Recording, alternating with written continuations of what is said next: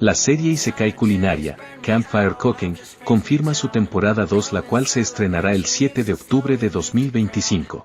Mayonaka Heart-Tune, próximo anime posiblemente harem, tiene previsto su estreno en 2026.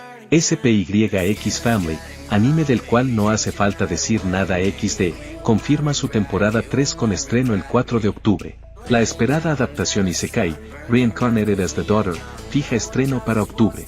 Antes de continuar con el video, necesito que dejen su like, un buen comentario, que compartan el video con sus amigos y activen sobre todo la campanita, para que YouTube les avise cuando suba un nuevo video y así no se pierden las noticias más recientes del mundo del anime. El anime Jujutsu Kaisen regresa con la tercera temporada para el mes de enero de 2026 y un nuevo filme recopilatorio centrado en el arco de The Culling Game. El manga Kill Blue confirma su adaptación al anime para el 2026.